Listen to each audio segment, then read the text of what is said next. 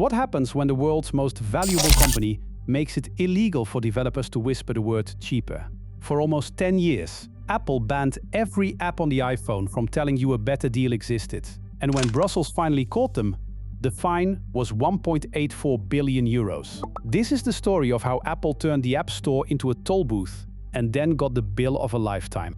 Apple built the App Store in 2008. From the outside, it looked like the future. One place for every app, verified for security, easy to download. Developers got instant access to hundreds of millions of customers. Users got a system that just worked. Within a few years, the App Store became the only way to get software onto an iPhone. Apple controlled the rules, the payments, the visibility, and the communication between developers and their own customers. Over 30 million registered developers worldwide, all operating under Apple's terms. And Apple could rewrite those terms whenever it wanted. That last detail is the one that matters here. Apple charged every developer a 30% commission on every transaction processed through the App Store, 30% of every subscription, 30% of every in-app purchase, 30% of every upgrade from free to paid. The fee originally came from the iTunes Store model back in 2003, when Apple took 30% on 99-cent songs, a reasonable cut for distributing music files. But by 2019, that same percentage was being applied to a global digital goods and services market worth $104 billion a year. The App Store generated an estimated $27 billion in revenue in 2024 alone. If a developer wanted to avoid the fee, they had exactly one option: tell users to subscribe on the web instead. But Apple had a rule for that too. Developers were banned from informing users about cheaper options outside the app, banned from showing price comparisons, banned from linking to their own website, banned from even emailing their own customers about alternative pricing. Apple called these anti-steering provisions. The European Commission would later call them illegal. But here is where it gets truly embarrassing. While every music streaming app on the planet paid 30% and stayed silent about alternatives, Apple Music paid zero commission, because Apple does not charge itself a fee. So Apple Music could undercut on price, get better integration with Siri and HomePod and Apple Watch, and there was nothing Spotify or Deezer could do about it. Apple was the referee and the player. And the referee decided everyone else had to compete with one hand tied behind their back.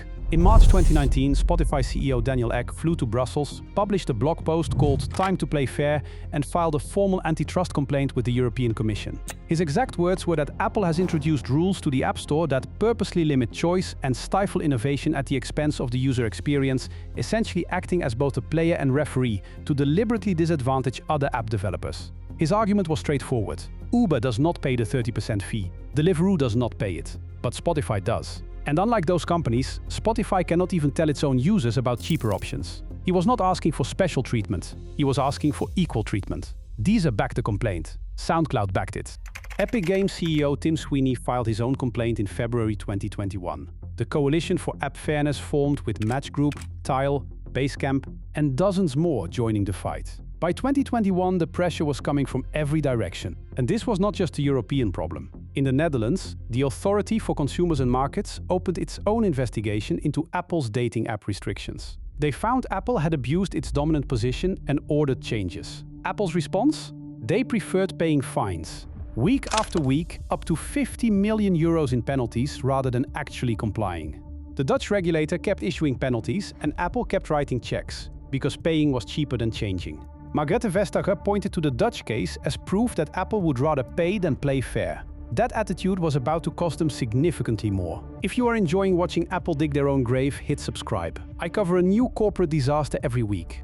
The Commission opened a formal investigation in June 2020. What they found confirmed what Spotify had been saying for years. Apple held 100% of iOS app distribution in the European Economic Area. No alternative app store existed, no way around the rules, and those rules served one purpose: protecting Apple's revenue at the expense of consumers and competitors. The statement of objections landed in April 2021. Apple contested everything. They requested more time. They challenged procedural steps. They argued the market was thriving and growing fast. The Commission issued a revised statement of objections in February 2023. Apple requested an oral hearing. The hearing officer rejected it. By this point, the investigation had been running for almost 4 years. But the numbers told a story Apple could not spin. Spotify Premium cost $12.99 per month on the App Store because of the 30% commission. On the web, it cost $9.99. €3 more every single month for millions of users who had no idea the cheaper option existed, because Apple made it illegal for Spotify to tell them. In the UK alone, a damages claim estimated Apple had overcharged 36 million consumers by £1.5 billion. The Commission called it unfair trading conditions in breach of Article 102. Apple used its dominance to hide information from consumers so it could keep collecting fees. For almost a decade, on March 4, 2024, Margrethe Vestager stood at the podium in the Berlaymont building in Brussels and announced the fine €1.84 billion, the largest antitrust fine ever imposed on a digital platform for abusive conduct. And the calculation was designed to hurt. The basic penalty was just €40 million. But the Commission added a lump sum of $1.8 billion specifically because a company worth $2.8 trillion does not blink at 40 million. The lump sum accounted for harm to consumers who could not make informed choices. Vestager said Apple's practice impacted millions of European consumers who were not able to make a free choice as to where, how, and at what price to buy music streaming subscription. But if you thought Apple would accept that and move on, you clearly do not know how this company operates. Their official response said the decision ignored the realities of a market that is thriving, competitive, and growing fast. They pointed out Spotify had met with the Commission more than 65 times. They called Spotify the primary beneficiary of the decision. They argued there was no consumer harm because the market was growing.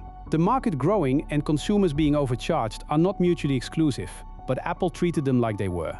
Tim Cook reportedly called the White House about European penalties against Apple. The company that claims to champion user privacy was lobbying to protect its ability to hide pricing information from users. And then they appealed.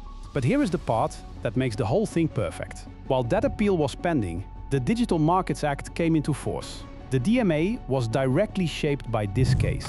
It now bans all gatekeepers from restricting developers' ability to steer users to alternative offers. Apple was required to comply by March 2024. Their version of compliance? New fees. A 5% acquisition fee, a 10% store services fee, up to 17% for external links. The Commission looked at those fees and said, absolutely not. In April 2025, they fined Apple again, €500 million for breaching the DMA. Tim Sweeney called it malicious compliance, and that is exactly what it was. Apple designed consent screens, requiring 15 steps to install a third-party marketplace. They made the process so hostile that barely any developers even bothered.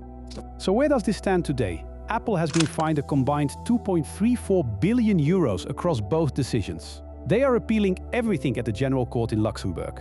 The DMA requires them to allow alternative app stores, alternative payment methods, and free communication between developers and customers. Spotify, Epic, and dozens of developers are preparing follow-on damages claims seeking billions more in compensation. In the UK alone, a class action representing 36 million consumers is seeking £1.5 billion.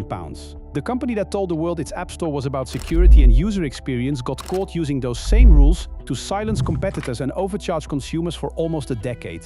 €1.84 billion. That is what it costs when you ban 30 million developers from whispering the word cheaper.